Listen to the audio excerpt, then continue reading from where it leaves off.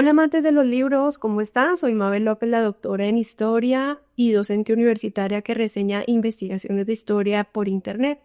Hoy estoy de la Universidad de Costa Rica con la profesora Elizabeth Payne, una de las académicas y de las historiadoras más importantes de este país y de esta universidad, que nos acompaña en la historia detrás de los libros para contarnos su vida a través de sus obras. Profesora, buenas tardes, ¿cómo estás? Buenas tardes, muchísimas gracias, Mabel, por la invitación.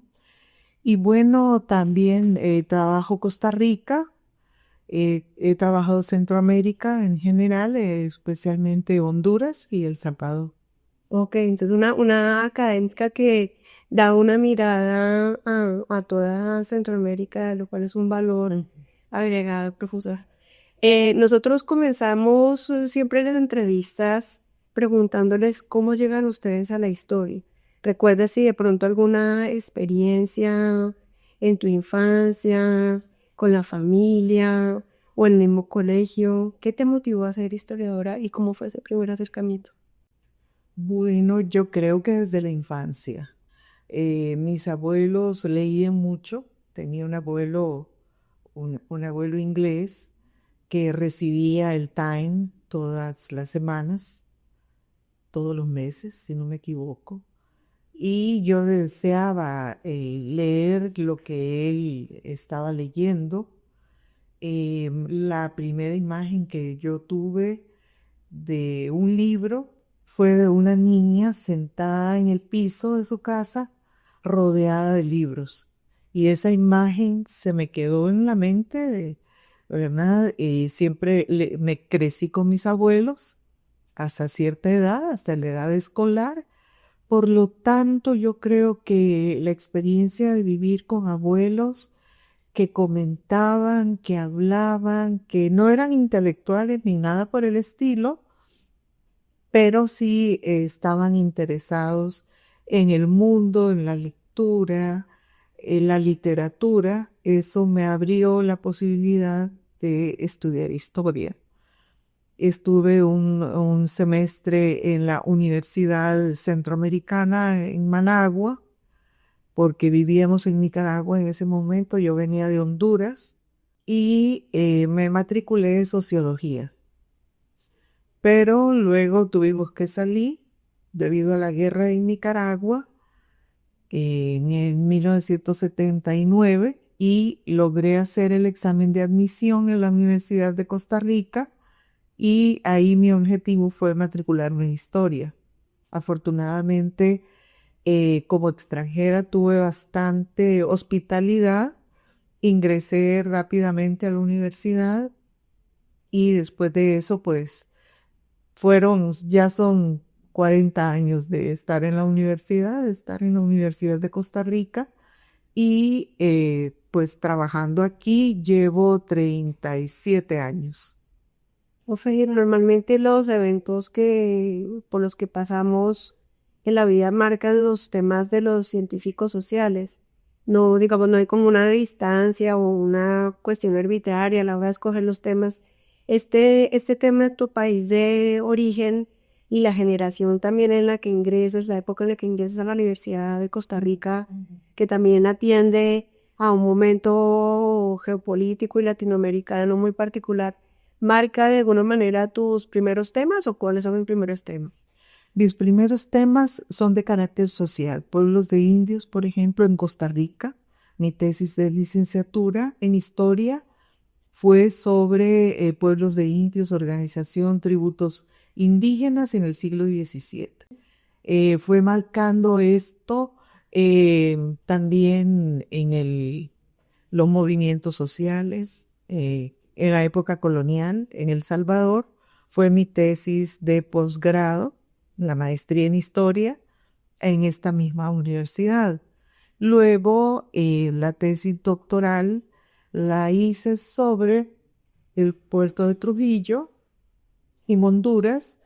También esto tiene que ver con mi infancia en el sentido de que nací en un puerto y no viví siempre en ese puerto, pero las historias de familia siempre me han llevado al mar, al agua, ¿verdad? Por lo tanto, Ya para el doctorado, ya más madura, sin duda, como académica, empecé los estudios de puertos, ¿verdad? Tengo bastantes investigaciones de puertos y artículos, por ejemplo, sobre la extracción de perlas, de tinte de caracol en el Pacífico de Costa Rica y las historias del puerto de Trujillo en Honduras. Esa es la primera versión la primera edición de la tesis doctoral publicada por Guaymuras en Tegucigalpa, Honduras, en el 2007. El puerto de Trujillo, un viaje hacia su melancólico abandono. Sí, y su última versión de 2025, La reedición. una reedición, recién salió este 18 de mayo del 2025, con ocasión de los 500 años de la fundación de Puerto de Trujillo, Honduras, que igual veo que en Colombia, Santa Marta también Sí. tiene su quinto centenario. Ajá. Y estamos en eso, en un proyecto también con El 525, claro. 505. Entonces, con ocasión del quinto centenario, se publicó ese libro. Luego, igual, marcada por el mar, saqué este libro. Robos, ultrajes y cautiverios, los puertos del Caribe de Costa Rica, siglos XVI a XIX. Ese fue un proyecto muy interesante, muy lindo, especialmente el puerto de Matina en Costa Rica, que tiene, por cierto, mucho nexo con Cartagena de Indias, ¿verdad? No tiene la misma importancia, digamos, estratégica en un puerto menor, pero tiene cierto contacto con Cartagena de Indias y ese libro sale gracias al apoyo de la Vicerrectoría de Investigación y del Centro de Investigaciones Históricas de la América Central. Entonces, eso es en cuanto a libros relacionados con una temática, pero también trabajo otras temáticas, ¿verdad? He trabajado otras temáticas como pueblos de indios, independencia, movimientos sociales en el proceso de independencia, por ejemplo, y otras temáticas. Este es un libro publicado en el 2014, es una compilación editada por mí y por Carmela Velázquez, que se refiere Poder, Economía y Relaciones Sociales en el Reino de Guatemala. Este libro es un análisis global del proceso que es de acercamiento a la independencia de los últimos años del dominio español en América y pues aquí trabajo el tema de las perlas en la época colonial. Otro tema que coincide con Santa Marta y Riohacha, ¿no? Coincide con Santa Marta, Río de la Hacha y también Venezuela, ¿verdad? Yo trabajo en ese sentido el Pacífico, ¿verdad? Más bien Panamá, el archipiélago de las perlas y el Golfo de Nicoya en Costa Rica. Luego entramos hacia el 2017 en adelante, estamos tratando temas como la independencia. La época de las independencias de Centroamérica y Chiapas, procesos políticos y sociales. Ya te vas un poco más arriba, ¿no? Me voy más arriba en el siglo finales del 18, principios del 19. Este es un libro editado por Aaron Pollack en México por el Instituto José María Luis Mora en la Ciudad de México. Es un libro donde analizo movimiento social en Granada, Nicaragua, ¿verdad? Ahí se analiza, por ejemplo, los movimientos antes de la independencia, movimientos que se dieron en Nicaragua entre 1811 y 1814. Aproximadamente se dan esa serie de movimientos que también se dan en Sudamérica, ¿verdad? Se dan en Colombia, en Venezuela, en el Ecuador también. Entonces se analiza las figuras que participan. Es un análisis sobre todo de la perspectiva social. Me interesa más el análisis social de los textos, En este sentido, vuelvo a trabajar pueblos de indios en este texto de Colonia a República, Economía, Política e Iglesia en Costa Rica, siglos XVIII y XIX. Es un libro realmente muy interesante, publicado por el Banco Central de Costa Rica, editado por el programa de investigación Las Sociedades Centroamericanas entre el Mundo Colonial y la Modernidad. Es un libro compilado, es un excelente texto compilado por muchos autores, somos como 7 u 8 autores, donde se tratan diversos temas en el contexto de la independencia. Ya nos vamos acercando al contexto de la independencia. Ahí trabajo pueblos de indios, como por ejemplo los pequeños pueblos de indios de Costa Rica, que en el momento de la independencia únicamente tributan 7 de ellos. En realidad, el tributo es lo mínimo que se puede pagar. La Intendencia de Nicaragua, a donde se entregaban los tributos de estos pueblos de indios, lo veían como lo mínimo, ¿verdad? Porque los pueblos de indios de Nicaragua, pues, aportaban muchísimo más en tributos. En este sentido, hago un análisis de los pueblos y de cómo en el momento de Cádiz, cuando se eligen representantes, los caciques o los alcaldes de los pueblos de indios dejan de ser los indígenas y pasa a ser la élite de Cartago. Por ejemplo, no sé si conociste el pueblo de Orosi o algunos pueblos por aquí cercanos al Valle Central. En ese momento, estos pueblos tienen alcaldes, ¿verdad? Pero no se eligen como representantes frente a cortes ni nada por el estilo, sino que como electores se elige a la élite de Cartago, que toma el funcionamiento interno del pueblo de indios. Por ejemplo, en el pueblo de Cot o el pueblo de Pacaca, se elige a un miembro de la Joaquín Iglesias, un miembro de la élite de Cartago, como representante del pueblo, ¿verdad? O el cura Manuel de Alvarado se elige como representante de Acerrí y de Curridabat en el momento de llamado a Cortes de Cádiz. Este es un libro que es la versión en inglés de este texto, coordinado por Aaron Pollack también. Es editado por la Universidad, creo que de Oklahoma Press, ¿sí? Es ya la versión en inglés, lo cual era muy importante porque no teníamos la preocupación del autor y del coordinador de este texto, donde participan, por cierto, muchos intelectuales muy conocidos. Participan Aaron Pollack, Sajid Alfredo Herrera, Pablo Augusto Rodríguez, costarricense, Xiomara Bendaño, trabaja en Nicaragua, Christopher Belaure, un autor francés.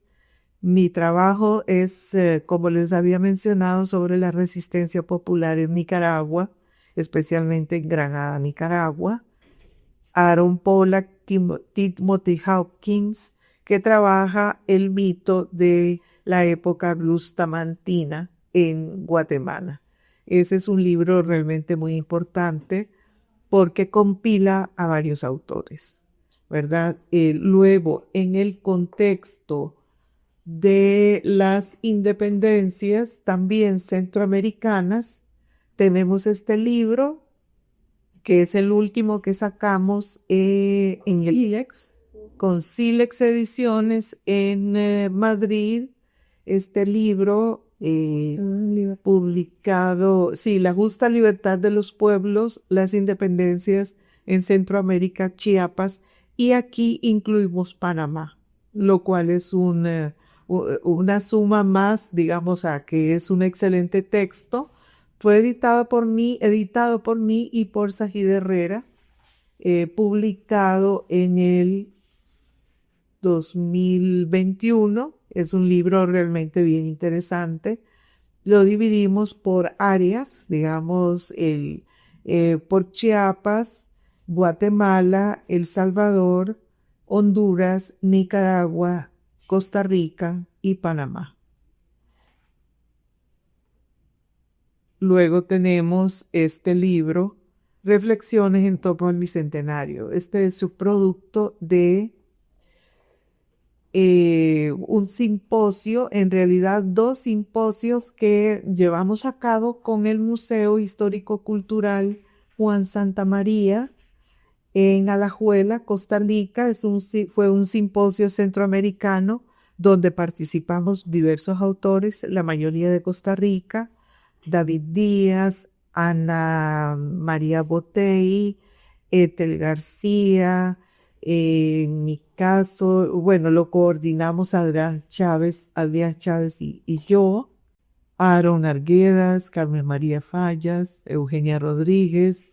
Es un excelente texto donde se analiza el momento de la independencia también en relación con el Bicentenario Centroamérica, que es en 2021, ¿verdad? En ese contexto también sale este libro a petición de la Universidad de Costa Rica en la independencia, en el contexto del Bicentenario, y es otra compilación excelente sobre temas. Por ejemplo, este libro es más temático, por ejemplo, cómo se ha trabajado la independencia desde la perspectiva política, desde la perspectiva social, desde la perspectiva de los indígenas, desde el Estado, desde el género, por ejemplo, con Eugenia Rodríguez, Ronnie Viales desde el punto de vista económico, Iván Molina lo trata desde la perspectiva de la historia cultural, Andrea Montero desde la perspectiva más bien económica, y así por el estilo. Este es un libro realmente muy importante para la historia de Costa Rica en el contexto del Bicentenario. Profe, entonces tus grandes temas son inicialmente los pueblos de indios y el tema de la independencia, ¿cierto? Sí. No sé, para los espectadores que de pronto no conozcan mucho la historia de Centroamérica, es muy interesante porque se agrupaba como la capitanía de Guatemala adscrita al virreinato de Nueva España, ¿cierto? Sí, Y luego en las independencias hay un ejercicio de tratar de unificar, luego a veces se separan por países y luego así como intentos de mantenerse como región. Si quieres de pronto contemos un poquito brevemente cómo se conecta este tema de las independencias con esa configuración regional y que la vemos muy en la historiografía, ¿no? El esfuerzo de todos ustedes de todo el tiempo tratar de entender a Centroamérica en un conjunto. sí, Centroamérica en realidad, lo que se llamó el antiguo Reino de Guatemala, ciertamente pertenecía a Nueva España, pero en realidad funcionaba de una manera bastante autónoma con relación al virreinato. Sus procesos pasaban directamente o se llevaban a cabo en la audiencia de Guatemala o pasaban directamente a las a las cortes en España, al Consejo de Indias, por ejemplo, ¿verdad? Entonces, trabajó con bastante autonomía con respecto a eso, incluso a nivel de ejército. Trabajó bastante autónomo, y el Reino de Guatemala venía desde Chiapas, geográficamente hablando, desde Chiapas hasta la frontera con Costa Rica, con Panamá, que es una frontera bastante diluida en la época colonial y que aún hoy persisten algunas dudas al respecto, pero colindaba con Bocas del Toro, ¿verdad? Bocas del Toro, lo que es Chiriquí en Panamá, y de esa manera se ejercía la jurisdicción, ¿verdad? Tenía algunas gobernaciones como Costa Rica, Nicaragua, Honduras, El Salvador y la Capitanía General que estaba en Guatemala. Tenía alcaldías mayores en Sonsonate, que hoy pertenece a El Salvador, y la alcaldía mayor de Nicoya, que en 1824 logra anexarse a Costa Rica. Entonces, en ese sentido se maneja. Desde la perspectiva de los estudios, digamos, ya historiográfico, hubo una excelente producción. Estábamos en plena pandemia, ¿verdad? En el 2021 hubo un congreso pandémico en el 2021 dirigido desde aquí, desde la Universidad de Costa Rica. Realmente fue un trabajo intenso que recuerdo, pero lo recuerdo con mucho cariño, ¿verdad? Porque fue un congreso, yo creo que el primer congreso digital que tuvimos, virtual digo, ¿verdad? Todo un reto, ¿no? Todo es reto, todo es lo que... Sí, realmente bastante interesante. Y pues hay bastante historiografía, sobre todo en Guatemala se produjo bastante. En Guatemala, en El Salvador, la Academia Salvadoreña realmente trabajó intensamente en este contexto. La academia en general y, ¿verdad? Las universidades en El Salvador, tanto públicas como privadas, igual que Guatemala, hubo mucha producción. En Costa Rica, bastante producción, esto y mucho más, ¿verdad? Publicaciones también en las universidades, en la Universidad Nacional, en el Instituto Tecnológico, en la UNED hubo bastantes publicaciones, incluso de diputados a cortes como el diputado Florencio del Castillo, etcétera, publicados por la UNED de Costa Rica. Y pues hubo bastante de publicación en ese sentido. Ok, profesora. Háblenos un poquito de los desafíos que ha implicado trabajar estos temas. No sé, por ejemplo, cuando se trabaja pueblos de indios, depende pues obviamente del periodo específico, los documentos, la dificultad, la paleografía y digamos, conforme ha avanzado tu carrera como docente, si se han transformado o esos desafíos, ¿no? Ahora que estamos como con el tema de nuevas tecnologías, inteligencia artificial, ¿cómo ha sido eso? Bueno, yo sigo trabajando de una manera tradicional hasta ahora, ¿verdad? Pero hemos podido realizar bases de datos, ¿verdad? Tenemos un libro digital, es una base de datos en general de lo que se publicó en revistas sobre pueblos de indios, por ejemplo, en Costa Rica, sobre lo que se publicó en la independencia en Costa Rica, en el programa de investigación las sociedades centroamericanas entre el mundo colonial y las independencias, realmente trabajamos algunos documentos como testamentos, todo eso se ha digitalizado.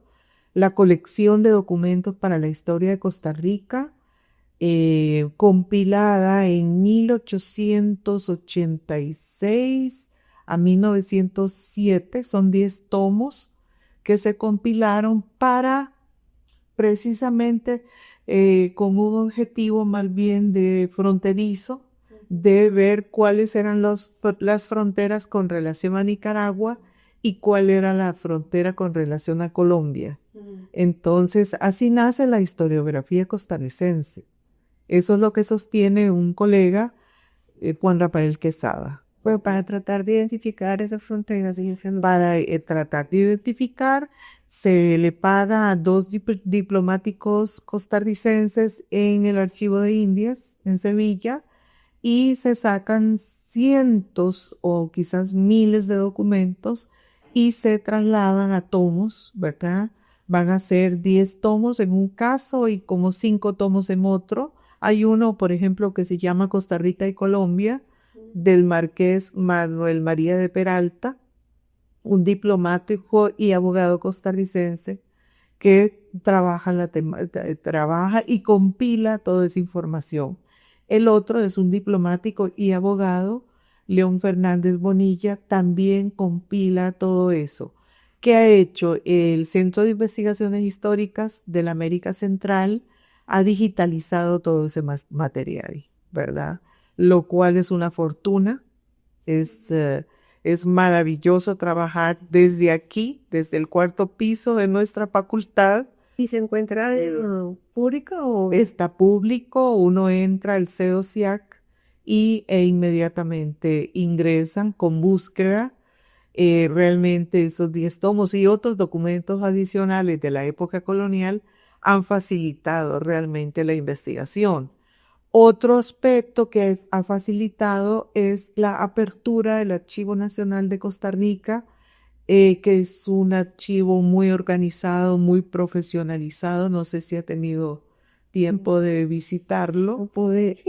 Y el archivo, sí, yo me comprometo a llevarla, ¿verdad? También me encanta cuando vienen colegas y llevarlos de visita al Archivo Nacional de Costa Rica. Y también está el archivo del arquidiocesano de la iglesia. Esos son archivos muy organizados, muy profesionalizados, donde se permite, por ejemplo, fotografiar la documentación, donde todo está ya digitalizado, donde todo está en las computadoras para hacer una búsqueda más fácil, ¿verdad?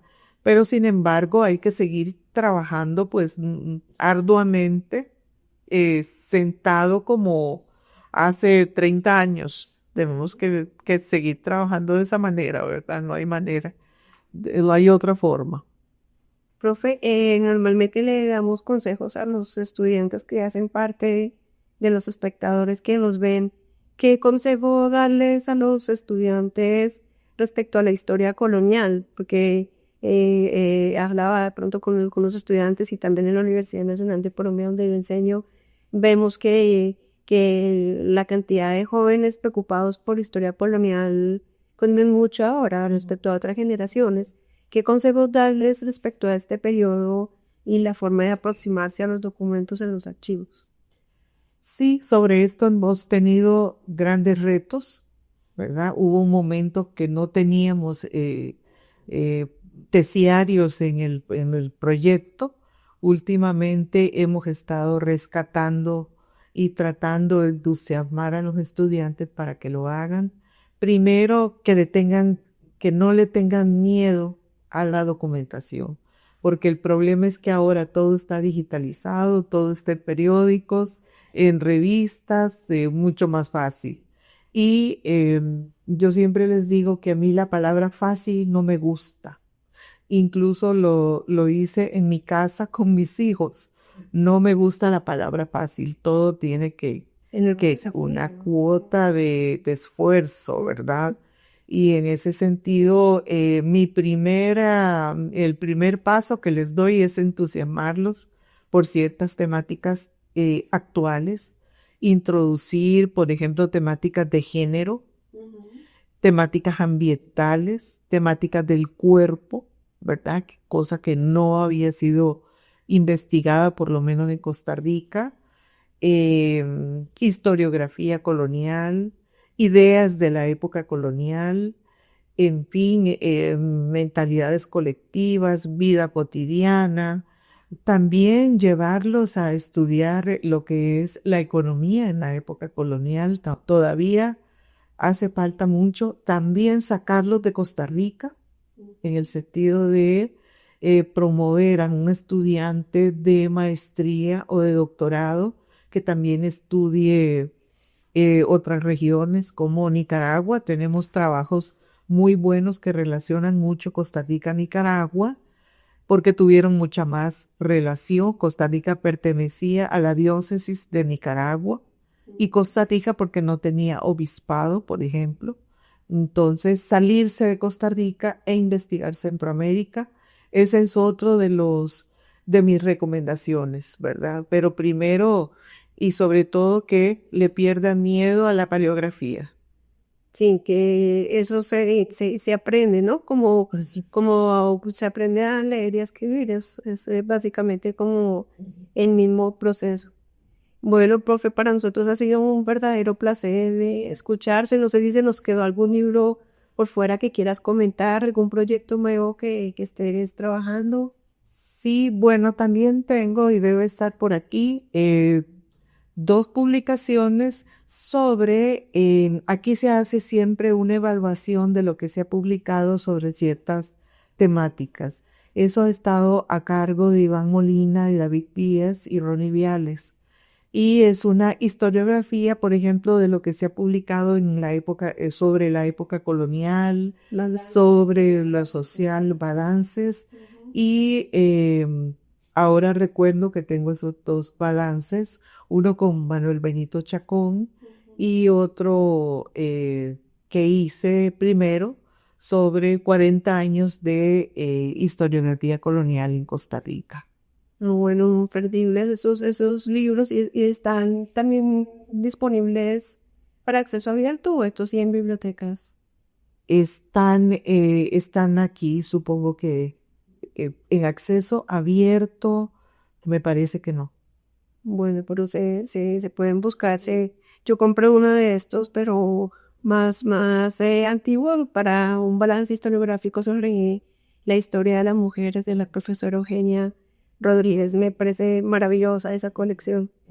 Bueno, profe, entonces de nuevo, muchísimas gracias por acompañarnos. Esperamos verte si algún día va a ser un evento en Santa Marta, que ella también estudia en la Universidad del Mandarín, entonces allá nos tomamos un cafecito y actualizamos la charla. Muchas gracias. Muchísimas gracias por haberlo recibido aquí en la Universidad de Costa Rica y a todos ustedes, muchas gracias por acompañarnos, invitados a consultar la obra de la profesora Eliseth Payne. Muchos de sus libros están en acceso abierto a través precisamente de las plataformas de la Universidad de Costa Rica. Es una de las historiadoras colonialistas y de la independencia más consagradas de Centroamérica y pues es muy importante poder hacer esta relación, este diálogo de autores sobre estos temas, así que así los invitamos a consultarla. Muchas gracias, profe. Ujú. Nos vemos en una próxima oportunidad. Gracias. Gracias.